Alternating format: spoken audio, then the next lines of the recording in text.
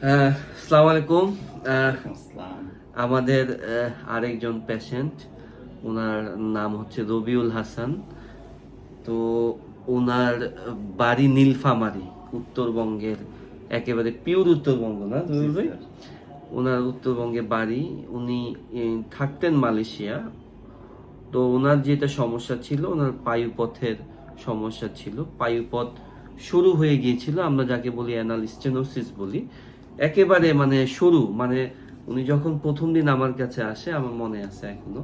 আমরা তো মানে পায়ুপথে আমরা যেটা বলি সব পেশেন্টদেরকে, অনেকে আমার কাছে ছবি পাঠায়, শুধু ছবি পাঠায়, বলে যে কি মনে হয়।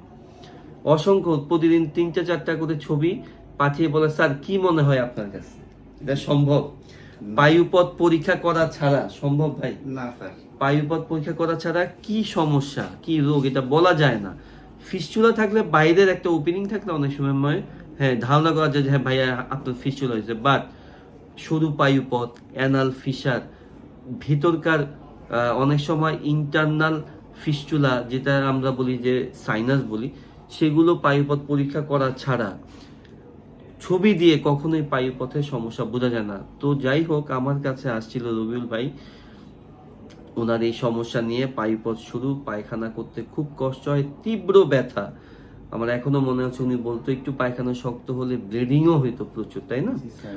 তো আমরা তার পরীক্ষা করি, আমরা বলি যে তার অ্যানাল স্টেনোসিস আছে এবং পাশাপাশি তার একটু পাইলসেরও সমস্যা ছিল।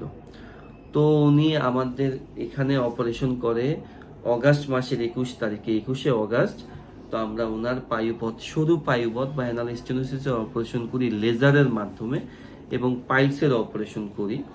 আজকে অক্টোবর মাসের 3 তারিখ, 6 সপ্তাহ 7 সপ্তাহের মাঝামাঝি প্রথমবার অপারেশনের পরে উনি আসছেন আমাদের কাছে। তো উনি আলহামদুলিল্লাহ ভালো আছেন। ওনার কোনো ব্যথা নাই, কষ পড়ে না, পুজ পড়ে না। অপারেশনের পরে 1-2 দিন একটু ব্লিডিং হয়েছিল, যেটা হতেই পারে। তারপর থেকে আজ অবধি কোনো ব্লিডিং নাই।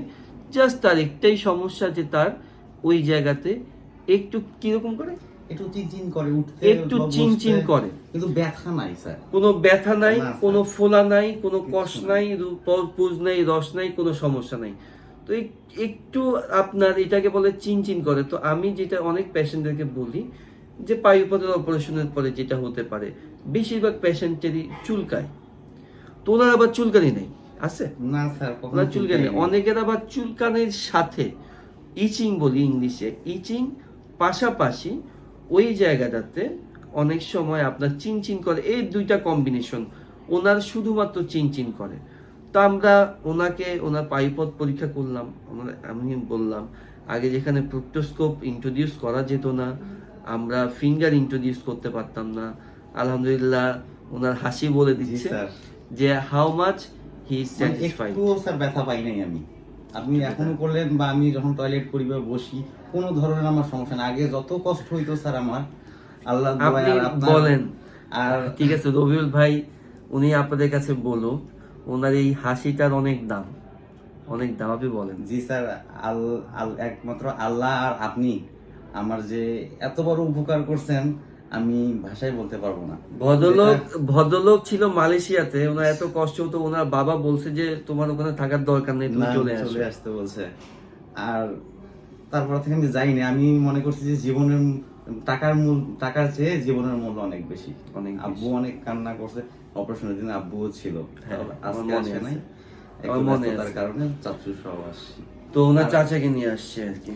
আর আল্লাহর রহমত আমি ভালো আছি। আগে যে সমস্যা হইতো টয়লেট করতে, একদম বসি আরামে টয়লেট করি, কোনো সমস্যা নাই। ব্লিডিং হতো, সেটাও নাই। এখন তো আল্লাহর রহমত ঠিক আছি। শুধু একটু বসতে আর উঠতে একটু চিনচিন করে, আমাদের ভাষায় আমি যেটা বলি, একটু চিনচিন ওইটা করে। চিনচিন করে, এইটাই এটা আমি- স্যারকে বলার জন্য আসি। আমি এইটা কোনো ব্যথা নাই, ব্যথা কোনো ট্যাথা কিছু নাই। কোনো সমস্যা নাই। আর আর একটা কথা সবার জন্য, স্যার অনেক ভালো। যদি কারো এই ধরনের সমস্যা থেকে থাকে, তা আপনারা আসতে পারেন এখানে। স্যার অনেক ভালো মানের মানুষ। আমার জন্য স্যার দোয়া করবেন, আমরাও আপনার জন্য দোয়া করবো স্যার। ভাইয়ের অ্যানাল স্টেনোসিস পায় শুরু, একদম এক্সট্রিম শুরু পায়ুপথ ছিল। গতকালকে ছিল বুধবার, গতকালকে আমার কাছে 2টা রুগী আসছিল। তো আমার কাছে মনে হচ্ছে যে তাদের ওষুধে ভালো হয়ে যাবে। দুইজনকেই আমি ওষুধ অ্যাডভাইস করছি, একজন একটু অবাকই হয়েছে, বলতেছে যে আপনি অপারেশন করবেন, এমন যে আপনি এই ওষুধ খেয়ে দেখেন ভাই, আপনি ভালো হয়ে যাবেন। একদম এক্সট্রিমলি না হলে আমি পেশেন্টদেরকে অপারেশনের কথা বলি না, এবং আমি কাউকে বায়াস করি না। এটা আমি সবসময় একটা জিনিস যেটা বলি, যে আমি কাউকে বায়াস করি না যে ভাই অপারেশন করতে হবে। আমাদের অপারেশনের অনেক রোগী আছে যে এসে বলে যে স্যার বাস্তবের সাথে আমরা সোশ্যাল মিডিয়া, ইউটিউব বা ফেসবুকে মানে আপনাদের ব্যবহার দেখে খুশি হয়ে আপনাদের কাছে আসি। অনেক ডাক্তার বা অনেকে আছেন ওই রকম, আমরা স্যাটিসফাইড হতে পারি না। বাট আমি আমার পেশেন্টদের ক্ষেত্রে বলবো যে আমরা যে কথা সবসময় বলি যে পাইপথের অপারেশনের পরে কোনো ড্রেসিং এর দরকার হয় না, আমার কাছে আসবেন 6 সপ্তাহ পরে। ভাই কথা ঠিক আছে? জি স্যার ঠিক আছে, কোনো ধরনের ড্রেসিং এর হয় নাই, প্রয়োজন পড়ে নাই। ভাই আমার সাথে যতবার কমিউনিকেশন করছে আমরা কিন্তু অ্যান্সার করছে। সুতরাং এইটা অনেক বড় একটা ব্যাপার। ভাইয়ের বাড়ি সেই কোথায়, উত্তরবঙ্গে অনেক নীলফামারী। নীলফামারী। চাইলে কি আসা যায়? না, ওনার বাড়ি কি কি বলে যে সদরঘাট, বা ওনার বাড়ি কি গুলিস্তান, যে উনি মেট্রো রেলে উঠে আসবে। তো যাই হোক, এইটা হলো সবচেয়ে ভরসার একটা ব্যাপার, যে আমাকে ভরসা রেখে বিশ্বাস করে পছন্দ করে, কারণ জি এই স্যার, অপারেশন একমাত্র তো পছন্দ করে আপনাকে আসছি। আপনার কথাবার্তা অনেক ভালো লাগছে।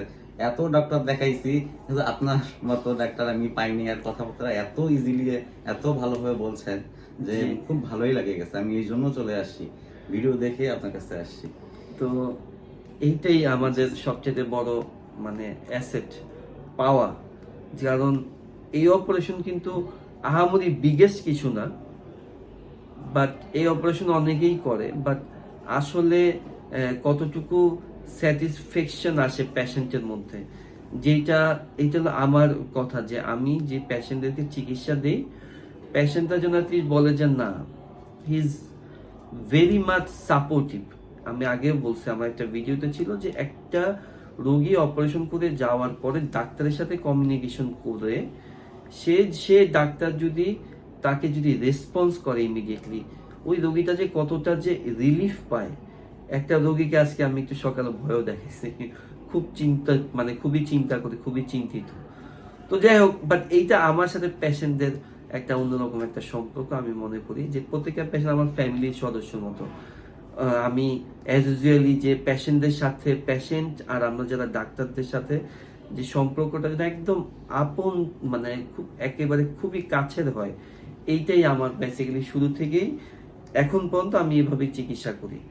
তো আমাদের ভাই অনেক কষ্ট করে আসছে নীলফামারী থেকে, রবিউল হাসান ভাই, উনি আলহামদুলিল্লাহ ভালো। ওনার জন্য সবাই দোয়া করবেন। বিয়ে করছেন? না স্যার, ইনশাল্লাহ শুভ আমি কামনা আসছি, করবেন। বিয়েও করব। বিয়ে করবেন ইনশাল্লাহ। তো আমরা ওনার জন্য দোয়া করি। আর এই জন্য ক্লোজ করে আসছি। আব্বু খুব অনেক কান্না করছে, সবাই। না, অসুবিধা নাই, করছে যে। অসুবিধা নাই।